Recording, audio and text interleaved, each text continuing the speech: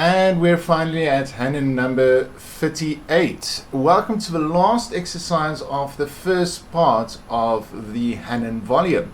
And this one is a preparatory exercise for the study of scales. It's a very, very easy one to play, but we need to remember to use this finger configuration that we are going to have a look at now.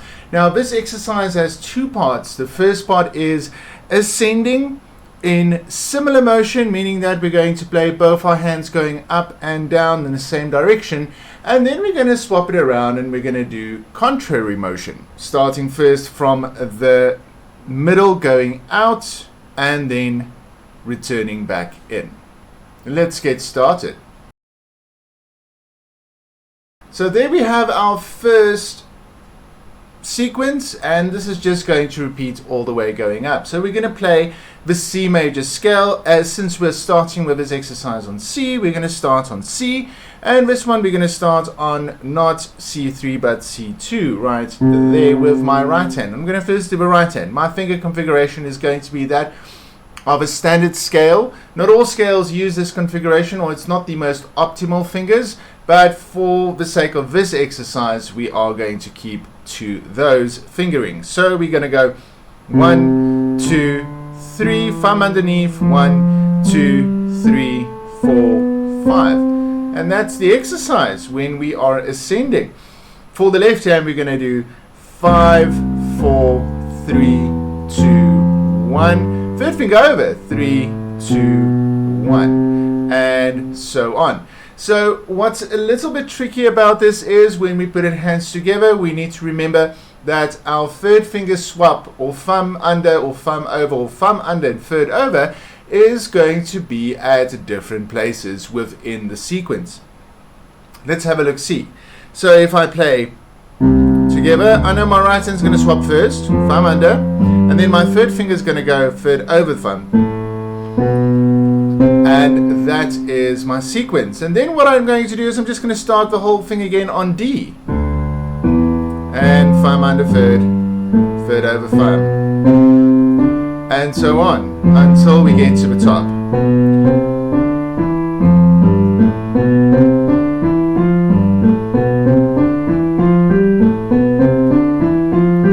B,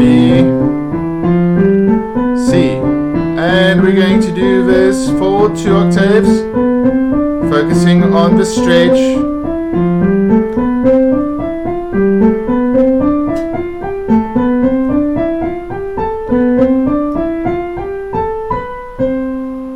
And that's how we're going to end the exercise. For the descending part, we're just going to do the opposite. So now, because my left hand is starting with the thumb, I'm going to have my thumb under third first in the left, followed by the third of the thumb in the right.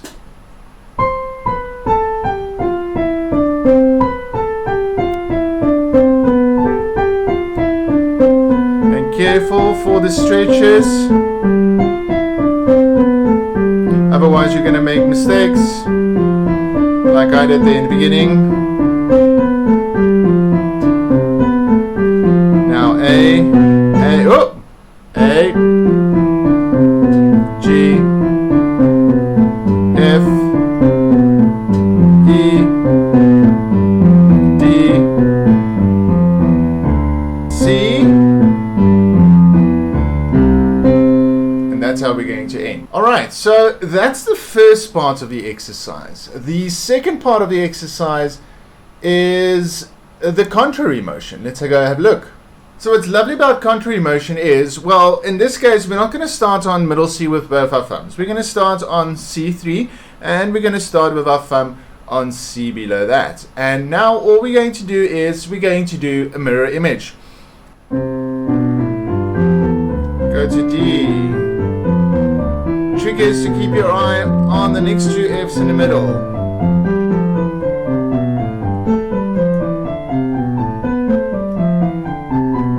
We're going to do this 2 octaves as well. Remember to move your body.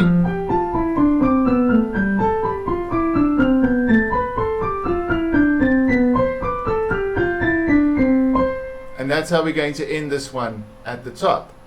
And now we're literally just going to invert it. Now this is a little bit more trickier, so take your time with the stretch.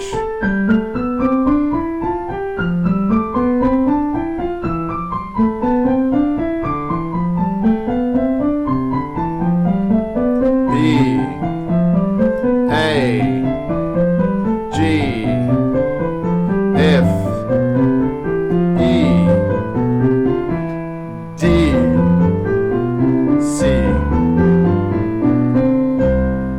Careful, I pressed down D there.